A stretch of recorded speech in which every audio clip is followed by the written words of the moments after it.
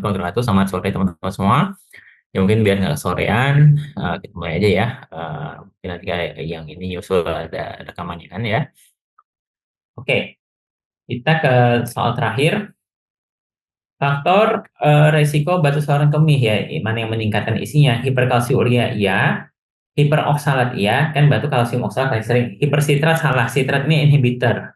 Jadi mestinya dia hipositrat. Dia tinggi natrium klorida benar. Jadi ini yang B.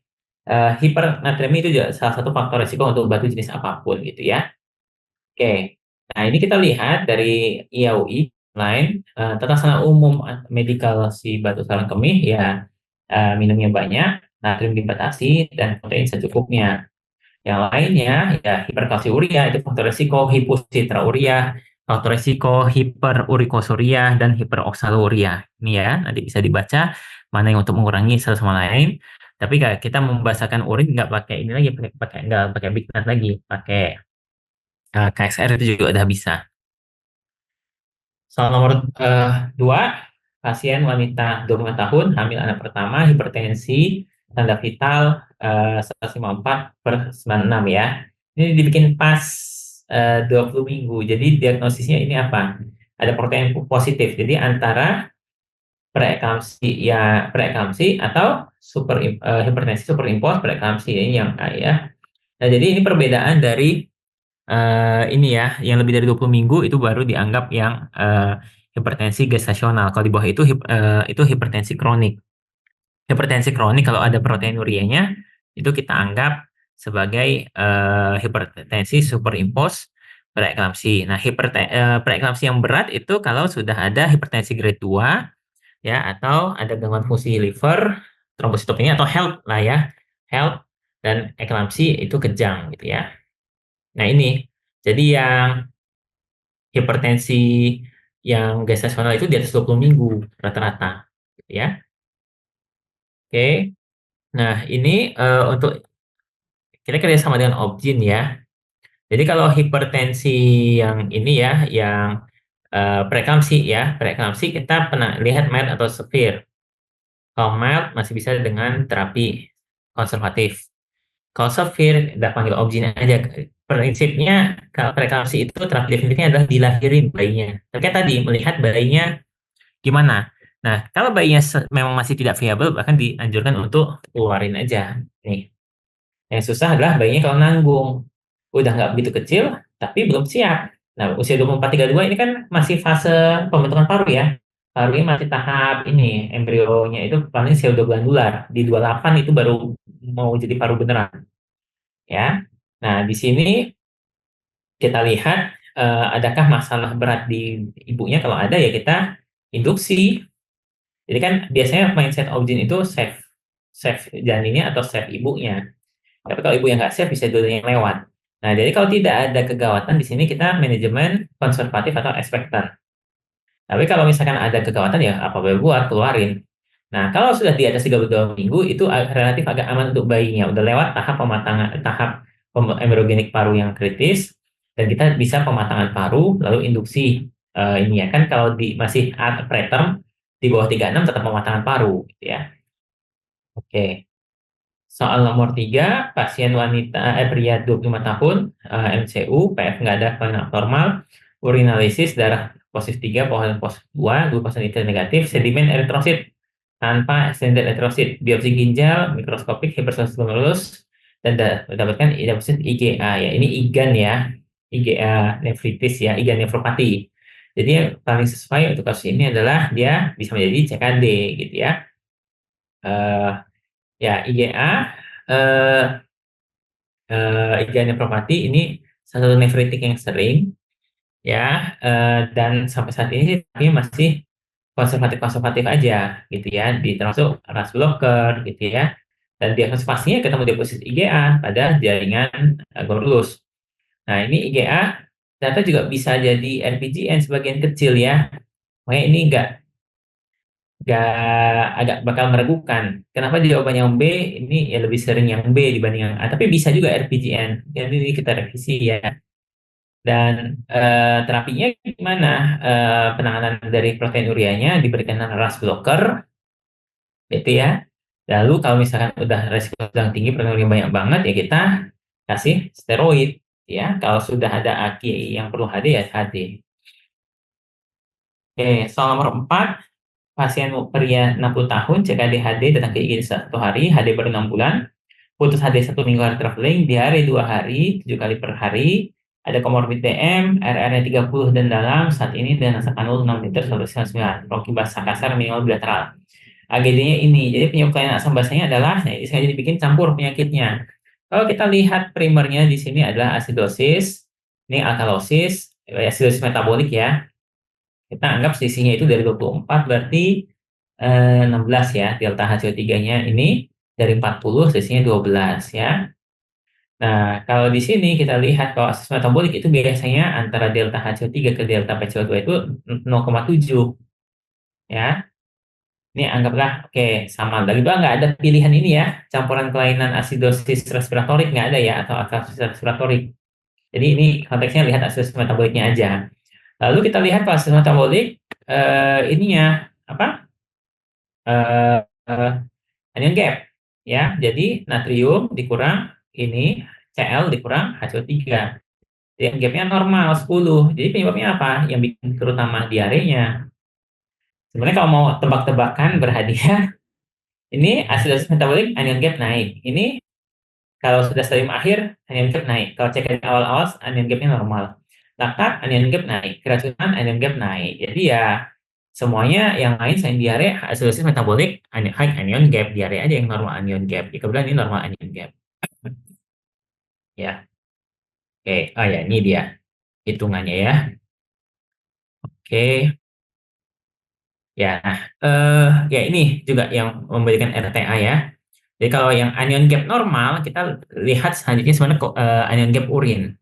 Kalau anion gap urin positif, kemungkinan ada urinary loss. Ya, kalau anion gap urinnya negatif, berarti ekstra urin. Bisa kan kayak mencret, gitu ya. Nah, kalau urinary loss, ini anion gap urin ya. Ya, sorry, ini anion gap ya, anion gap ya. Ini dia pakai ini plasma kalium, nggak pakai anion gap urin. Mestinya kalau di kasus ini lihat anion gap urin meningkat itu biasanya ada urinary loss. Ya kita tinggal lihat pH ini ya, pH urinnya ada atau tidak ya. Tapi sebenarnya kalau anion gap urinnya itu anion gapnya itu normal, agak jarang RTA. RTA kan biasanya anion gapnya normal. Jadi mestinya sih udah nggak jarang nih yang proximal RTA atau distal RTA. Mereka lebih ke anion gapnya meningkat. Nah, yang mau lebih gede-gedenya adalah ini, post akut diarea, ya, post hipokalemiosidosis, atau pakai acetylcholine.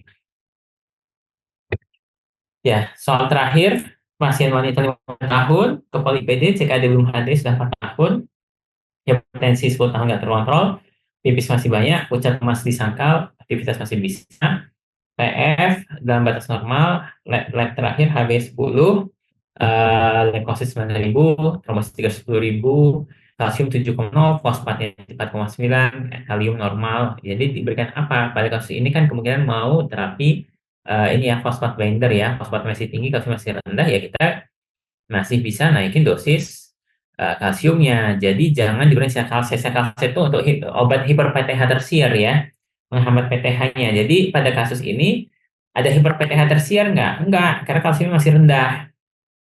Lalu kalau untuk target kalsium pada pasien CKD itu normal tinggi, jadi jangan kelebihan, jangan hiperkalsemi. Karena hiperkalsemi pada CKD juga meningkatkan kalsifikasi metastatik, sehingga meningkatkan risiko kardiovaskular trombosis gitu ya. Nah, lalu kalau untuk kemungkinan pasien sudah mengalami hiperparathyroidism, ya enggak, kan kalsiumnya normal. Kalau lalu cewek-cewek juga di sevelamer, ya enggak juga. Ini kalau hiperkalsemi dan hiperfosfatemi. Jadi kita berikan fosfat binder yang ini yang non kalsium base. Jadi semua data salah. Ya. Ya, nah ini ada alur sebenarnya dari Jepang. Nah, ini yang paling enak. Penangani hiper PTH pada pasien CKD, ya idealnya kita cek kalsium, vitamin D, dan PTH. Vitamin D masih normal, PTH-nya normal, kalsium normal, fosfat normal. Seiring dengan peningkatan stadium CKD, biasanya hiper PTH makin sering. Jadi screeningnya makin sering. Tapi karena biasanya kita susah, kita paling mungkin ya ceknya pakai kalsium sama fosfat. Jadi kita target kalsium dan fosfat yang normal gitu ya. Nah, buat apa ALP di sini? Buat bone turnover. Justru kalau ALP-nya tinggi berarti pengolahan tulangnya itu tinggi dan lama-lama jadi CKD MBD. Ya kenapa pengolahan tulangnya tinggi? Hiper PTH sekunder atau tersier sehingga osteoklasnya aktif dan tulangnya digerogoti oleh osteoklas. Ini menurut saya gambar yang enak. Kita bikin tabel aja masalah kalsium sama fosfatnya gimana. Kalsiumnya rendah, fosfatnya rendah. Ya berarti kurang vitamin D. Kasih aja. Ya, ya sinyal kalsium turunin. Ini berarti hipo-PTH. Ya. Kalau kalsiumnya rendah, fosfatnya normal, ya kasih CaCO3. Ya.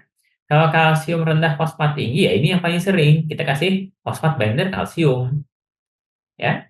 Kalau kalsium normal, fosfat rendah, ya kita turunin dosis CaCO3-nya, karena nggak boleh ketinggian juga ya. Kalau normal ya udah selesai.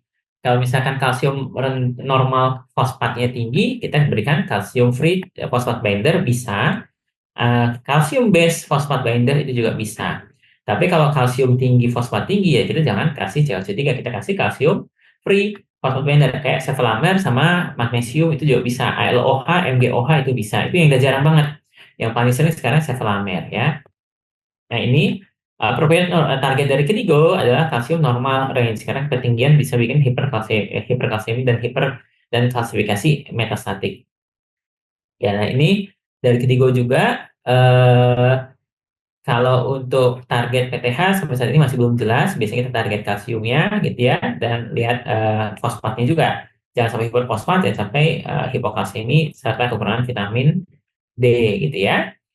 Nah, oke. Ya, sinyal kalset itu diberikan kalau ada hiper PTH tersier. Jadi nama golongannya kalsiumimetik untuk mengurangi hormon paratiroid. Biasanya memang kita utamakan kalau memang sudah hiperkalsemi. Karena kalau pasiennya hipokalsemi, ya PTH tetap perlu sebenarnya. Itu kan berarti kalau hipokalsemi tapi hiperparatiroid, berarti kan hiperparatiroidnya sekunder. Paratiroidnya masih aktif sesuai aksis normal. Dia memang mau mencari kalsium untuk menurunkan kadar kalsium di darah. Ya, berarti kita kasih ini aja, kasih kalsium aja, gitu ya. Ya, nah ini fosfat binder yang ada, baik kalsium maupun ini ya, aluminium, magnesium itu bisa. Ya, yang lebih sering ada sekarang kalau yang kalsium free itu sevelamer. Ya, nah ini varian dari gambar yang tadi melihat targetnya apa, pada kadar kalsium berapa dan fosfat berapa. Ya, tadi kita yang tengah-tengah sini lah. Ya, oke, sudah selesai dok. Ada yang mau ditanyakan? Nih. Masuk. Ya, ya, ya, ya dok, dokter Fahri, silakan dok. Baik dokter, jadi kalau dalam ringkasannya untuk membedakan primer sekunder sama tersier pada PTH seperti apa ya dok ya? Oh ya, oke. Kalau primer sama tersier gampangnya sejalan. Sorry, yang ada tersier cuma hiper ya. Itu satu, yang ada tersier cuma hiper. Kalau hipo cuma primer sekunder. Jadi kalau yang primer itu artinya masalahnya di mana? PTH-nya tinggi sehingga kalsiumnya tinggi ikut. Kalau hiper PTH sekunder karena kalsiumnya rendah, PTH-nya nyari kalsium jadi dia tinggi, ya. Nah, kalau yang tersier gimana? Dia itu tergabungan ini awalnya sekunder, akhirnya jadi tersier. Taunya gimana dong, Dok? Kayak tadi pasiennya udah CKD. Kalau orang CKD biasanya apa? Hipokalsemi kan? Ya kan? Iya Nah, dok. hipokalsemi. Nah, tapi kalau nanti pada orang CKD ini malah ini ketemu kalsiumnya tinggi, yaitu kemungkinan ada hiper PTH tersier. Jadi tersier itu karena terangsang terus-menerus pada sekunder ya. Kan tadi CKD itu sini awalnya ya. Kalsium rendah karena fosfat loadnya tinggi sehingga PTH naik. Lama-kelamaan kalau dirangsang PTH naik, akhirnya PTH hipertrofi dan dia jalan sendiri. Tahu dari mana? Biasanya petunjuknya ini. Kok orang CKD biasanya kalsiumnya rendah jadi tinggi, jangan udah tersier. Di kasus yang ini, yang kalsiumnya tinggi, ya kalsiumnya tinggi rata-rata diberikan sinakalset. Ya, Hiperkalsemi pada CKD, pikirin ini hiper PTH dong. Yang tersier, kalau yang sekunder kan hipokalsemi. Oh, dok, berarti sinakalsat itu kerjanya kayak kalsitonin gitu ya, dok? Oh, beda-beda. Dia menghambat di ini ya, PTH-nya. Di reseptor PTH-nya. Sorry, bukan di reseptornya, di tempat bikin PTH-nya. Tapi tujuan akhirnya sama-sama untuk menurunkan kadar kalsium gitu ya, dok ya? Enggak, tujuan akhirnya memang untuk menurunkan PTH, bukan menurunkan Oh, iya, dok. kalsiumnya aja. Karena kan efek PTH yang lain juga banyak. Ya memang secara fisiologis kalsitonin hampir dikatakan antagonisnya PTH ya. Tapi di beberapa buku, ternyata nggak semua efek PTH itu sama persis kebalikan mirror dengan kalsitonin. Kalsitonin itu efeknya terutama lebih di tulang, masukin kalsium ke tulang.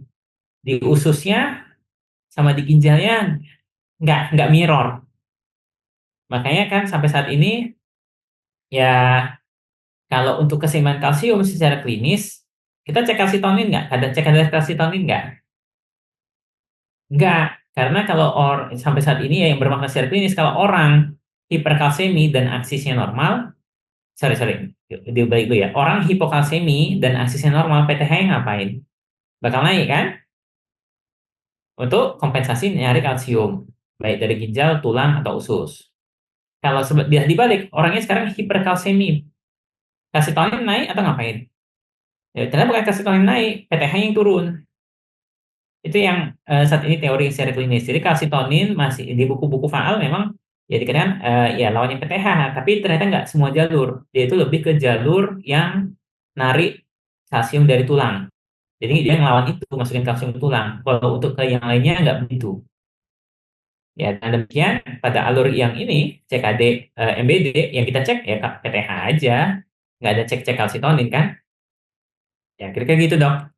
Kalau untuk kalset dia menghambat PTH di ini ya, di tempat produksinya sehingga saya di sini. Dia menghambat kalsium sensor reseptornya sehingga PTH-nya nggak keluar dari kelenjar PTH. Terima kasih, dok. Ya, Terima kasih, oke. Dok. Ada lagi yang lain?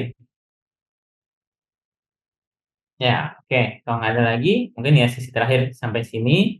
Nanti kalau ada apa-apa bisa tanya ke admin. Mungkin nanti ya, ini ada nomor admin baru saya kirim beberapa file nanti ke admin yang baru. Ujiannya masih bulan depan kan ya, masih ada sempat lah baca dikit-dikit. Ya, sama ini terima kasih atas partisipasi teman-teman. Mohon maaf atas kekurangannya. Nanti file-file tambahan akan saya kirimkan. Semoga lancar boardnya, diberikan kemudahan dan ya lulus ya, one shot. Lebih dari mohon maaf. Terima kasih. Saya izin pamit. Sampai berlaku.